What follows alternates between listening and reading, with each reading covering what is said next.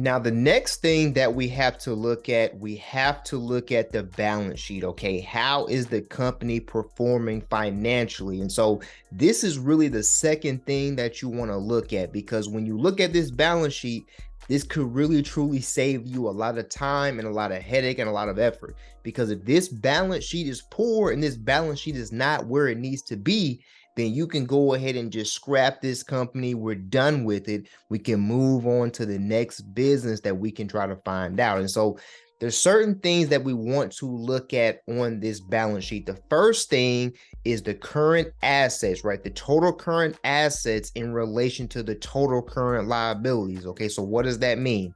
The total current assets are the assets that are due to the company. That means money that will be due to the company within the next 12 months, okay, the next year. Same thing for total current liabilities. That is the money that the company owes, okay, within the next year. And what we want is we want the total current assets to be greater than the total current liabilities, because what this tells us is that the company is in a very, very good solvent position. If something happened and they needed to pay off all of their current liabilities, if the total current assets are greater than the total current liabilities, they could pay those off and they could still be in business.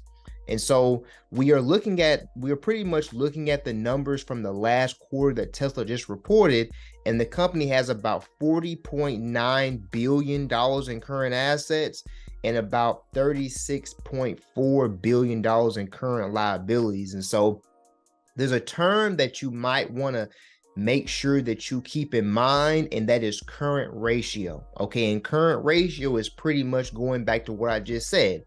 It pretty much takes the total current assets and it divides it by the total current liabilities. You want that current ratio to be greater than 1. As long as it is greater than 1, we are in a good position. Okay, if you find a business that has a current ratio of 2 to 1 or 3 to 1, or in some cases maybe even 4 to 1, that's one that you need to consider. And so for me, I need to see the total current assets greater than the total current liabilities.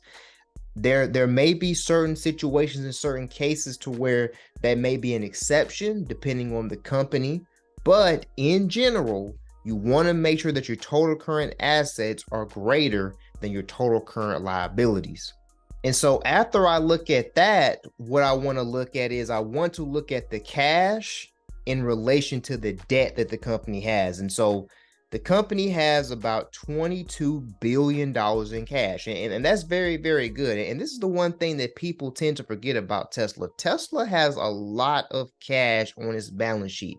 But let's also look at the debt. What kind of debt does this company have? Okay. And when we look at the debt that the company has, the company has about $1.5 billion in long-term debt, and it has about $1.5 billion in short-term debt. And so the company has a little over $3 billion in debt. So the company has $22 billion in cash, but it has $3 billion in debt. That heavily outweighs, okay, the cash heavily outweighs the debt. So I am not worried about this company going out of business at all. And that's why I like to look at the cash versus the debt, because it tells me if something needed to be paid immediately, Tesla has plenty of cash in reserves to be able to handle that. Another thing I want to look at too is going to be the total stockholders' equity. Now, the total stockholders' equity, think about it in this way. If the company liquidated everything today, if the company closed its doors, liquidated everything today, this is the amount of money that would be due to the stockholders of this company, and the stockholders will receive $44.7 billion collectively. Now that's very, very good. And so when we look at all of these numbers, when we look at the total current assets, when we look at total current liabilities, when we look at the cash, and when we look at the debt, and when we look at the total stockholders' equity, we want to look at this from a year-over-year perspective. So in this red column, this is telling us what the company was doing as of December 31st, 2022. But we want to measure it against what was the company doing in that same time frame a year prior. So the company had about $17.7 billion in cash, which year over year, Tesla has grown that number. In terms of debt, the company had $5.2 billion in long-term debt. It had about $1.5 billion in short-term debt. Those two numbers are actually lower. So pretty much they are lowering their debt. They are eliminating debt year over year. Okay, the stockholders' equity about $30.1 billion last year, and then they ended up with $44.7 billion. So they are increasing this number. So they are increasing their cash year over year. They are increasing the cash year over year. They are increasing their total current assets year over year, right? And they are increasing the total stockholders' equity year over year, but they are reducing the amount of debt that they have year over year. Now, this is very, very solid. And this is a very, very solid balance sheet. And this is one of the ones you might want to print out and put out on your refrigerator, because this is the type of balance sheet. This is the quintessential balance sheet that you would like to see for a company. And so as long as the balance sheet starts off solid, now we can move on into other metrics. And now we're not wasting our time by doing more research. So after we look at the balance sheet, let's look at the statements of operations, okay? And this is going to tell us, and let's just go down the entire list. Okay, let's look at the revenue, right? The revenue. How much money is the company generating? The company generated about $20 billion from automotive sales, and it had about 21.3 billion in terms of total automotive revenue. And the company had about $1.3 billion in terms of energy generation and storage. So that goes back to the business summary. Remember where they said that the business was broken up into two different segments. Companies have to report revenue in segments, okay? And that's what they are doing right here, as they are doing with everything else and any other pieces of revenue that they may be getting. So for total revenue, the company had $24.3 billion in total revenue for this particular quarter. Now, the cost of revenues, now the cost of revenues tells us, okay, we know that we made the money. The cost of revenues is telling us how much is it costing us to make the money. And when you're starting out in the stock market, what you want to do is you want to pick companies that are profitable, right? So the revenue needs to outweigh the cost of the revenue. And so pretty much the company had about $18.5 billion in total cost of revenue. So when you take that total revenue minus the total cost of revenues, the company had $5.77 billion in cash, in gross profit, okay, which is very, very solid. $5.7 billion in gross profit.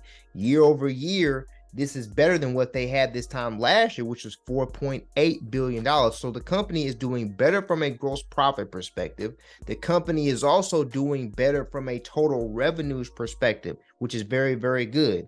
So after we look at our gross profit number, we have our operating expenses. The company had about $1.8 billion in operating expenses.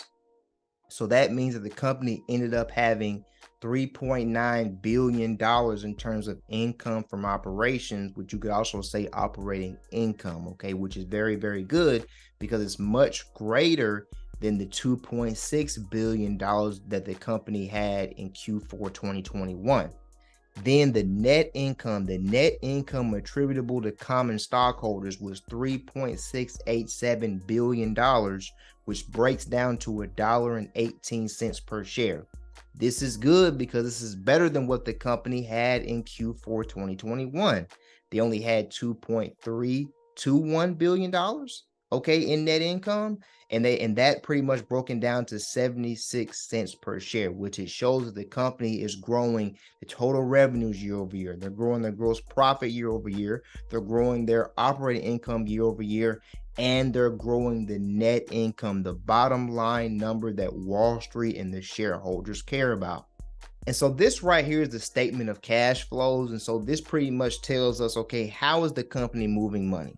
So we see cash flows from operating activities, cash flows from investing activities, cash flows from financing activities. And so this is going to fluctuate. This is going to fluctuate quarter over quarter, year over year. We just want to make sure that we don't see anything that is necessarily glaring out to us. And so we see that down here at the bottom, the cash and cash equivalents that the company had at the beginning of the period was about $20 billion. But the company ended up having at the end of the period $16.9 billion. And so the company did report some losses in terms of the net cash from investing activities, financing activities, and they did have this $2.191 billion loss that they're showing in terms of changes in operating assets and liabilities, net of effective business combinations. And so when you look at this, you just want to see if there's anything glaring.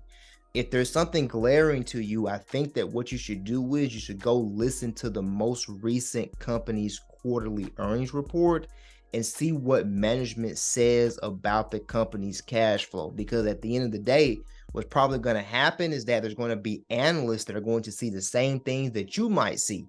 And so the analysts are going to ask those questions for you. All you have to do is just listen, interpret it, and just interpret it like an investor and just act and take those data points in accordingly. And so the last slide that I want to look at is the reconciliation of GAAP to non-GAAP financial information. And so I really want to break down, make sure that we know what is GAAP and what is non-GAAP. First of all, GAAP is an acronym that stands for Generally Accepted Accounting Principles, right?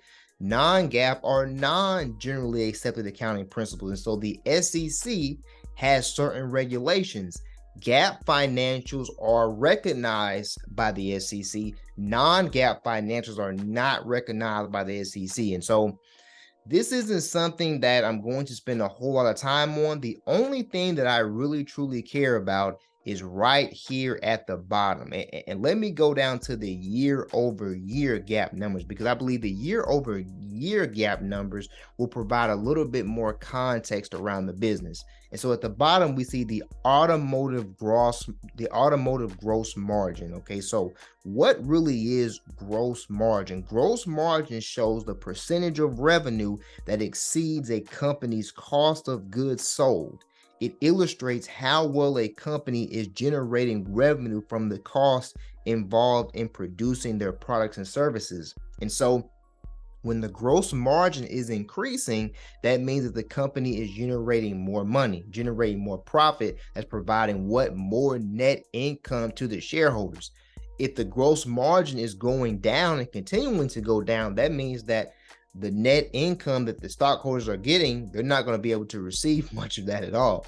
And so when we go to 2018, the company had 23.4% in automotive gross margin and 21.7% in automotive gross margin when you exclude the regulatory credit sales, because when you're selling electric vehicles, you get tax credits in the United States. And so the 21.7% excludes those regulatory credit sales. But as you can see, there were some dips along the way, but nevertheless, it has been growing because in 2022, automotive gross margin was 28.5%. When you take out the credits, it was 26.7%. It was less than where it was in 2021, but it wasn't by that much. And it was greater than where it was in 2018. So we see that the company is doing better over a long-term time span in terms of generating money and generating profit.